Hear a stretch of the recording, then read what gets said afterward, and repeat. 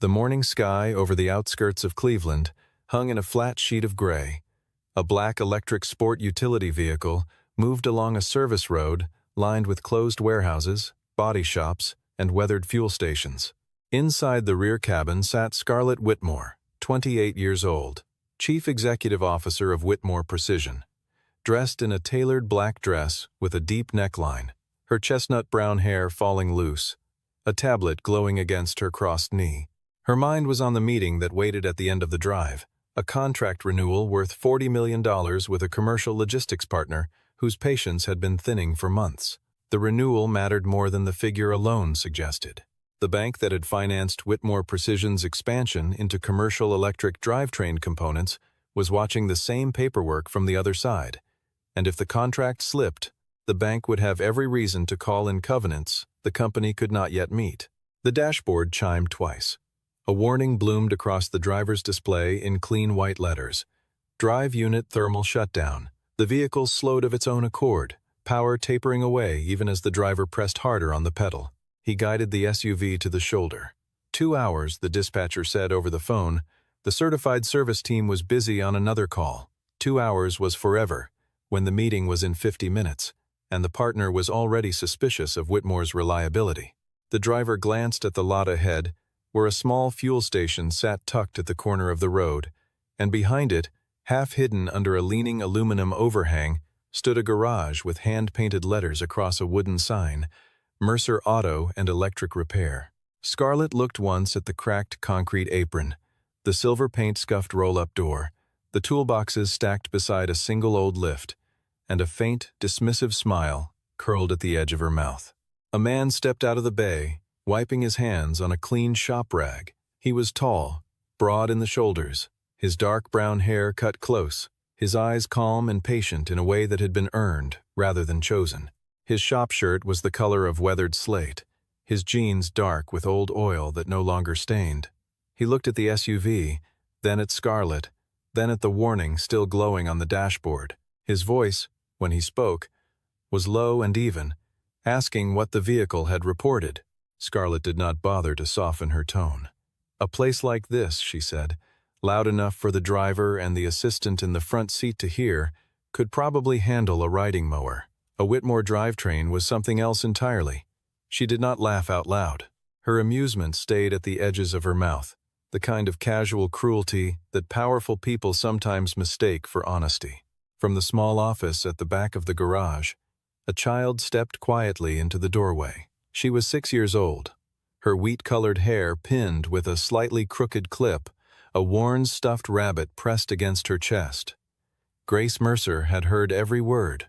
The bright, shy expression she had been wearing 2 seconds before slid quietly off her face.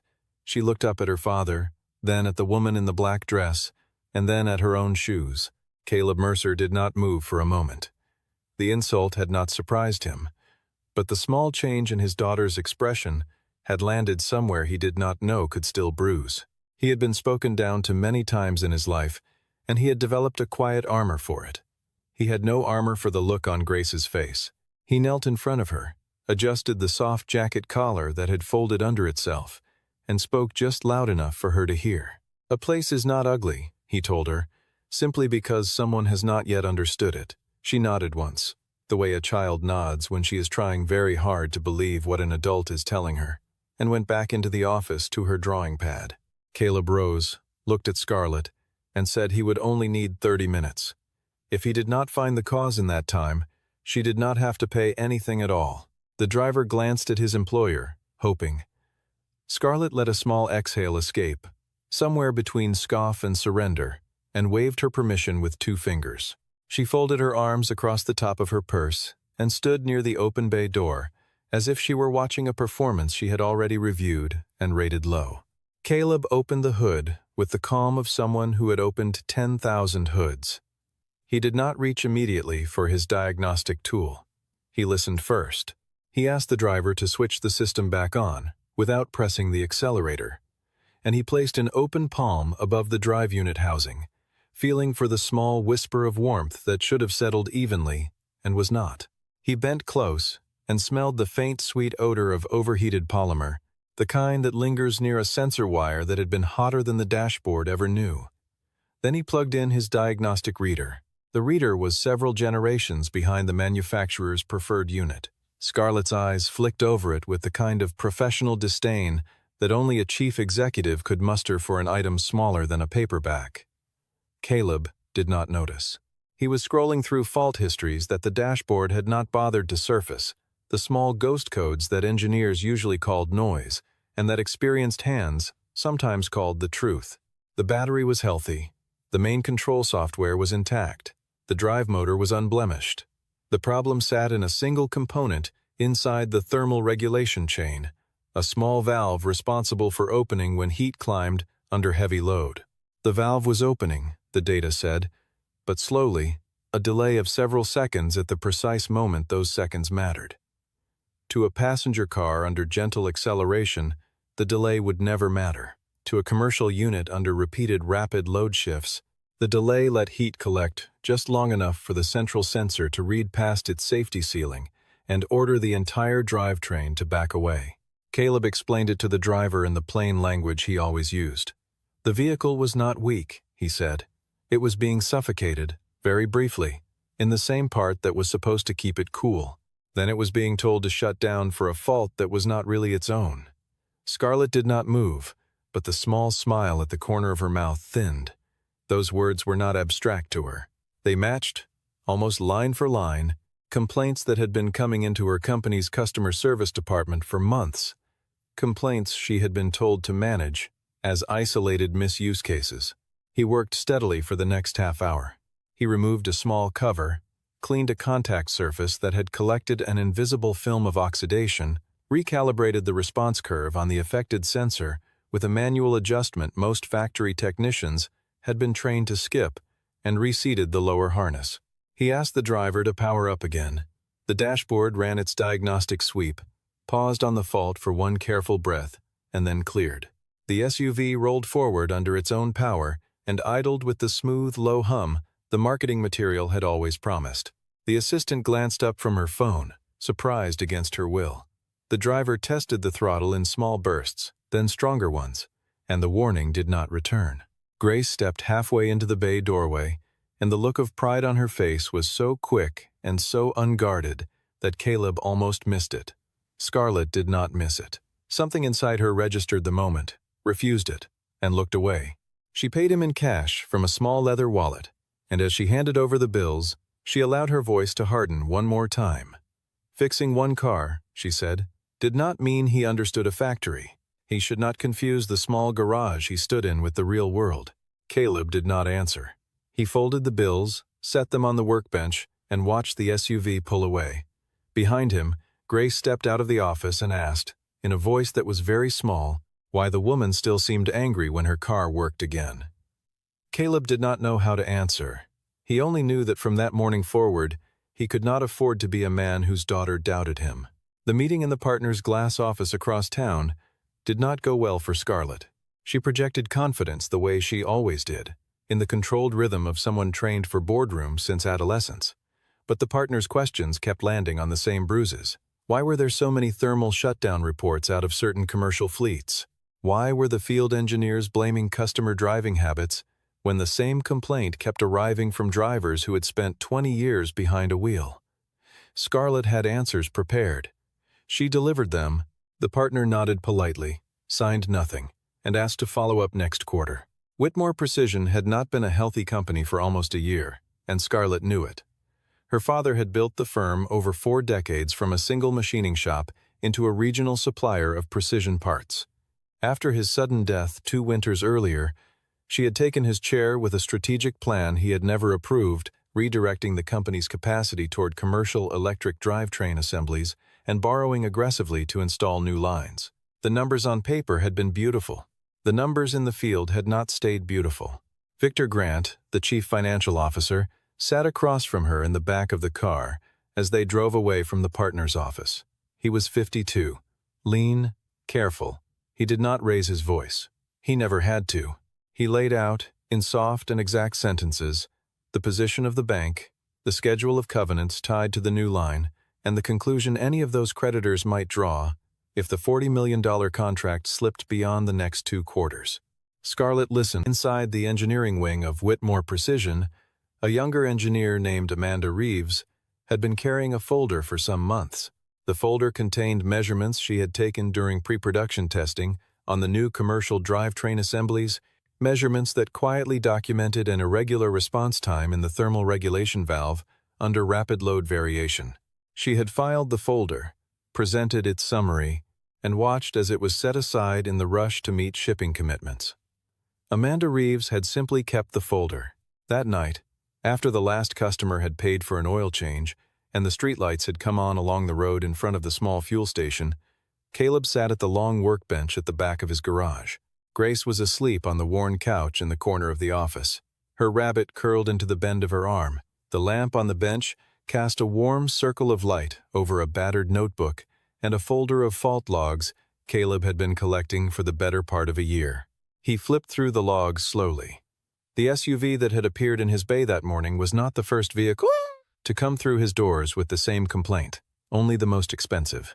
5 fleet vehicles in the last 7 months had carried the same family of fault codes.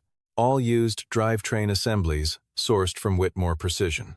All had been told by their authorized dealers to either wait several weeks for parts or replace the entire assembly at considerable expense. The pattern was not a coincidence. It was a design weakness wearing a sticker that read driver error. He could pick up the phone and tell someone. He could call a reporter, send a letter to a regulator, post the fault logs publicly. He could let the small wound from that morning push him into a public fight. He sat with that option for a long time, and then he closed it. A loud accusation from a garage with 1 lift would not weigh much against a company with lawyers. It would also be a fight Grace would watch him have. He picked up the notebook and turned to a fresh page. He wrote 1 sentence at the top. 90 days. He did not write threats. He did not write speeches. He wrote a list. Days 1 through 30, identify the root cause and build a working prototype. Days 31 through 45, install the prototype on actual customer vehicles with permission and document every result. Days 46 through 60, standardize the procedure, build a small inventory, and treat the operation as a real shop. Days 61 through 75, sign service agreements with real commercial fleets. Days 76 through 90, secure outside capital and prepare to absorb whatever the larger market shed. He did not know on that first night that he would buy a factory. He only knew that if Whitmore Precision continued to deny what its customers were experiencing, the market would eventually demand someone willing to repair what was actually broken, and he intended to be that person. The first 30 days were not heroic. They were tired. He continued to take ordinary work during the day because the bills did not pause for ambition, and Grace needed groceries more than she needed a father chasing legends. At night, after she had brushed her teeth and chosen which book she wanted him to read to her, he returned to the workbench and worked until his eyes refused him.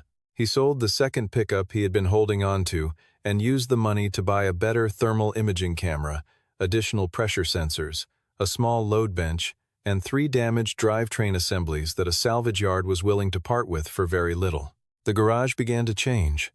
Schematics covered an entire wall. Cardboard boxes received careful labels written by Grace in colored markers. One carried in her handwriting the title, Dad's Big Fix. There were nights when his prototype shorted out.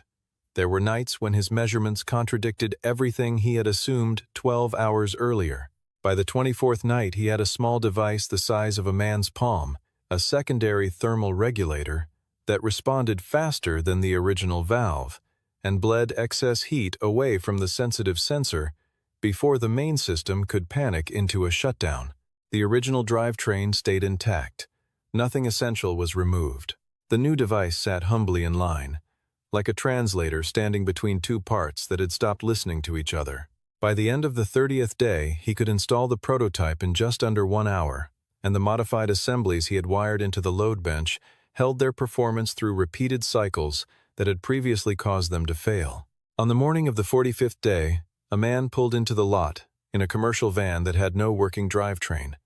His name was Brandon Hale. He was 42, with a tired face and a worn cap that read Hale Logistics across the front.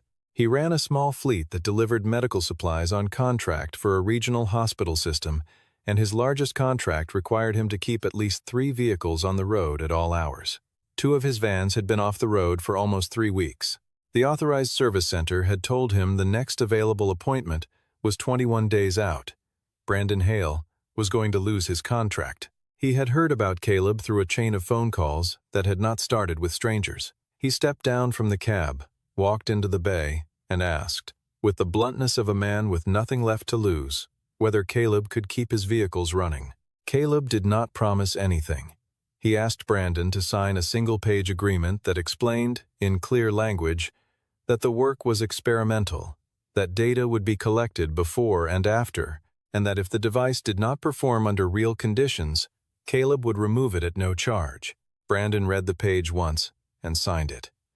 Caleb installed the device that afternoon, took baseline measurements, ran the van through a 30-mile loop with a deliberately mixed load profile, recorded the results, and handed Brandon a printed log along with the keys. "Use it the way you usually use it," he said. "Bring it back in 7 days." The next morning the van rolled out before dawn, and it stayed on the road.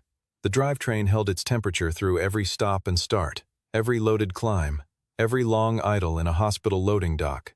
After 7 days, Brandon brought it back, brought the second van as well, and then brought a third. The work cost him a fraction of what a dealer assembly replacement would have cost. He asked, almost shyly, whether he could tell other fleet owners about what he had seen. Caleb said yes. He simply understood that a working answer to a real problem moves through a market faster than any complaint ever could. Within 2 weeks, Brandon's quiet endorsement passed from fleet manager to fleet manager in the small private community of people who actually drove the vehicles the city depended on, had brought 5 other fleet owners to the garage door. Each one signed the same agreement.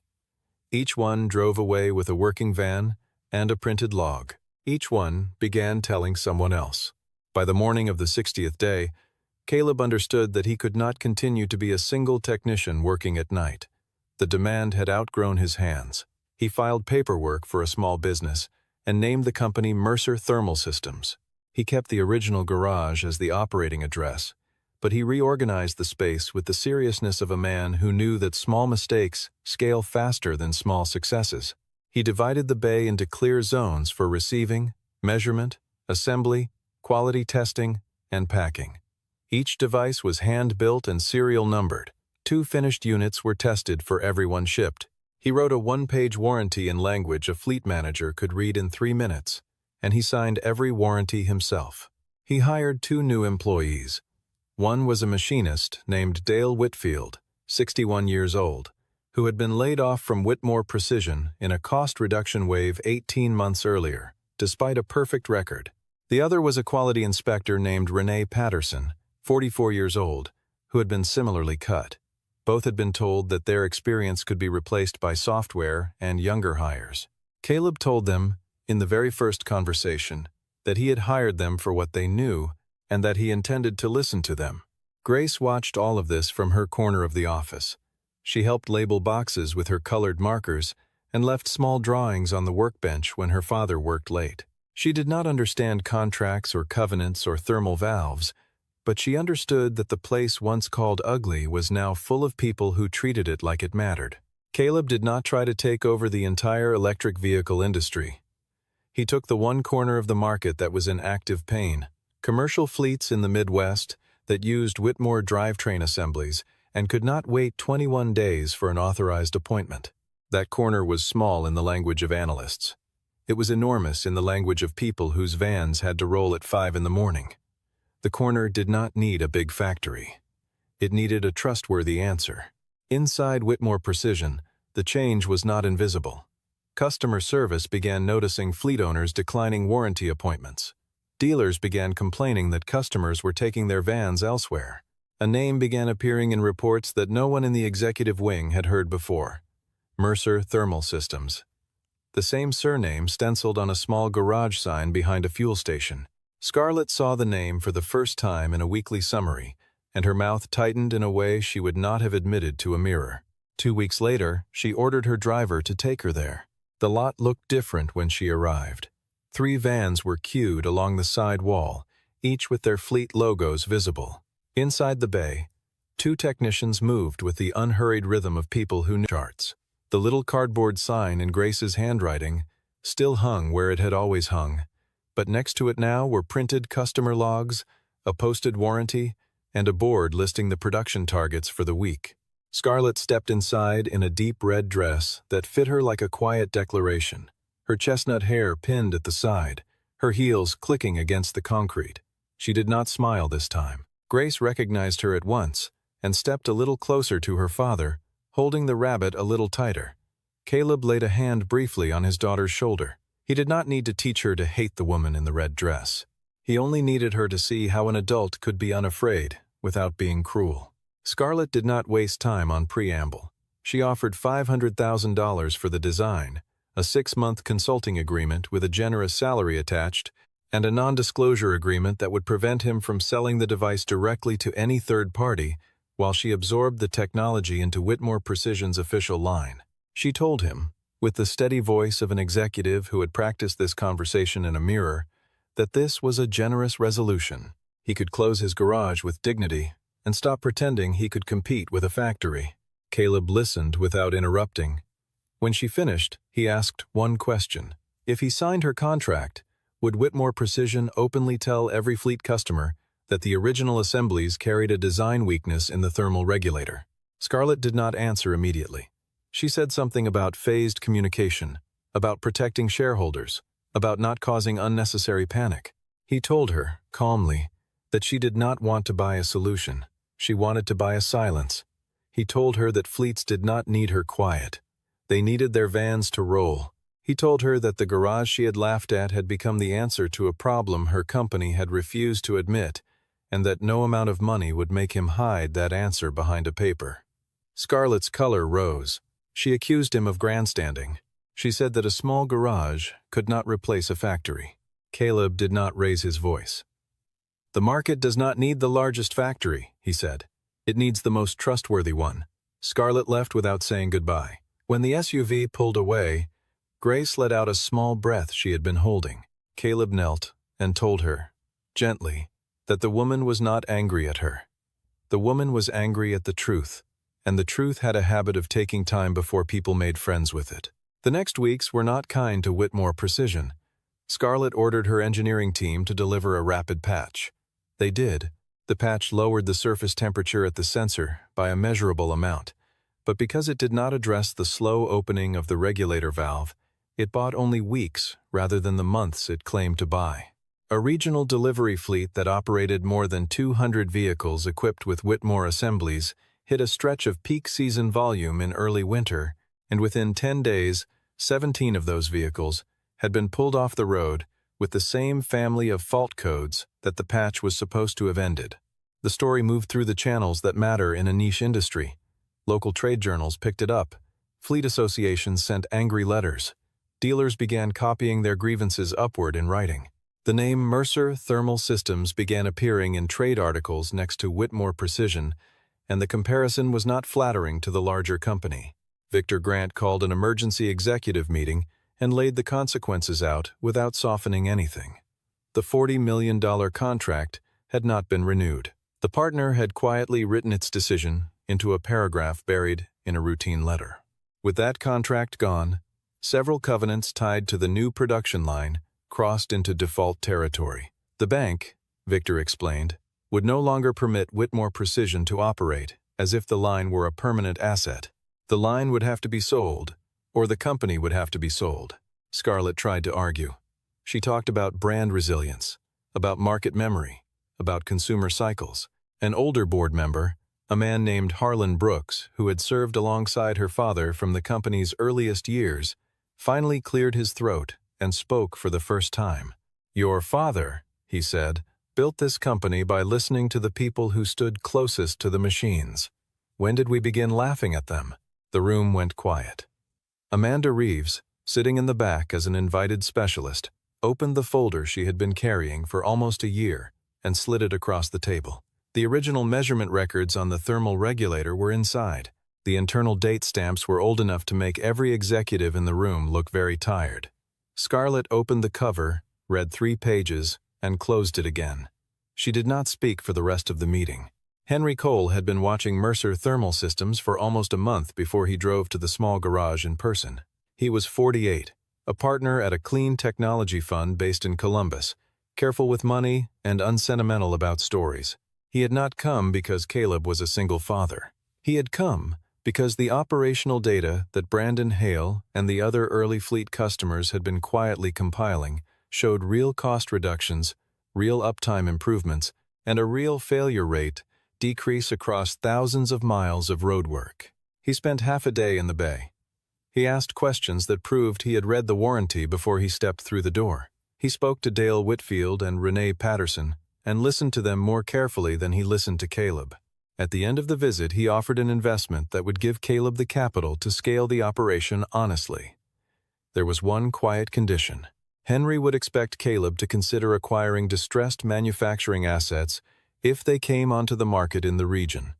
The condition was not pressure.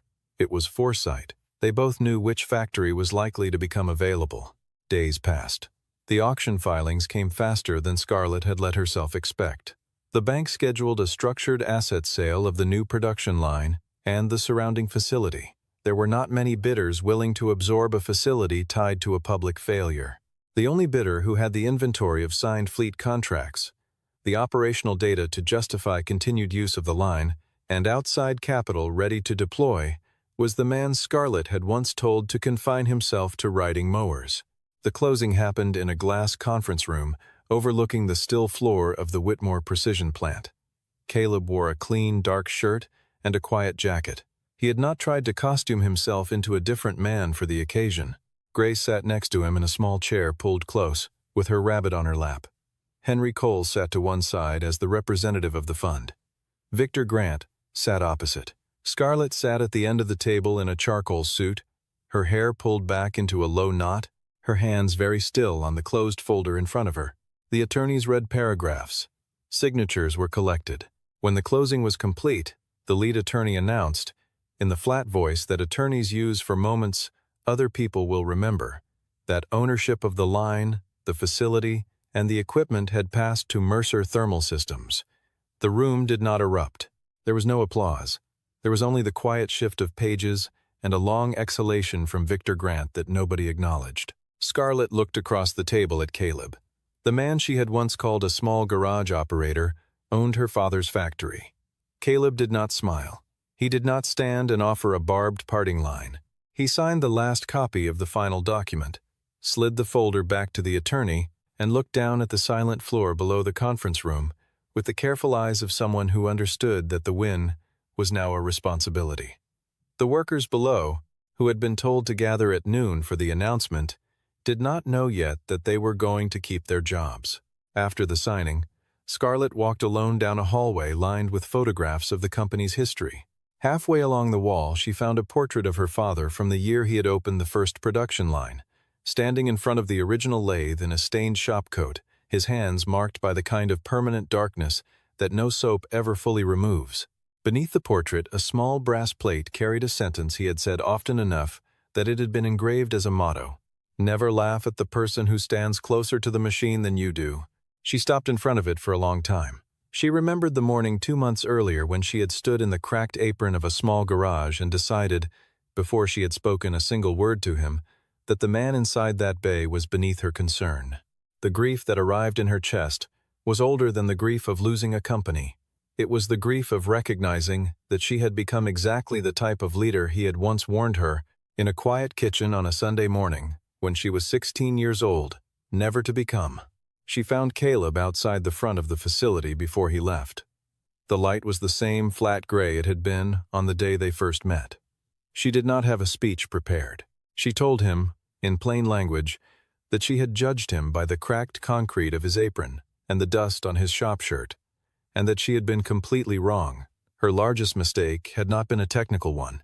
Her largest mistake had been deciding to stop listening to the truth, because the truth was inconvenient. She apologized without dressing it up. Caleb listened without interrupting. When she had finished, he answered her in the same quiet voice he had used in his garage. He had not bought the factory to prove that she was small. He had bought it to prove that a small place can still build something large. He told her that if she ever wanted to learn the floor of her father's company again, the door would not be closed to her. Then he wished her well, walked to the curb where Grace and Henry were waiting, and did not look back. The next morning, a maintenance crew arrived at the front of the building and lowered the old Whitmore Precision sign from the wall above the lobby. A new sign rose in its place that read, simply, Mercer Drive Works. The workers gathered below, several of them holding the same termination letters that had been quietly handed out 3 months earlier in anticipation of a sale to a buyer who would have stripped the floor for parts. Caleb stepped out to face them. He did not speak from a prepared statement. The factory, he said, was not going to close. The line that had been built to make commercial drivetrain assemblies was going to keep making them, although the design would change in ways the engineering team would now be permitted to discuss openly. The 2 technicians who had stood with him in the small garage would not be sent home. The workers who had been laid off in the cost reduction wave would be invited to apply for return. Amanda Reeves would head a new internal quality program with the authority to halt production if her measurements warranted it. Every field complaint, from a fleet, from a dealer, from a driver, from a mechanic, would be logged, read, and answered, because no brand was ever larger than the truth that its customers were trying to tell it. He did not promise that the next year would be easy. He told them only that nobody at the new Mercer Drive Works would ever be told their experience could be replaced by software, and that nobody would be asked to bury a problem to protect a quarter. The crowd did not cheer. The crowd nodded.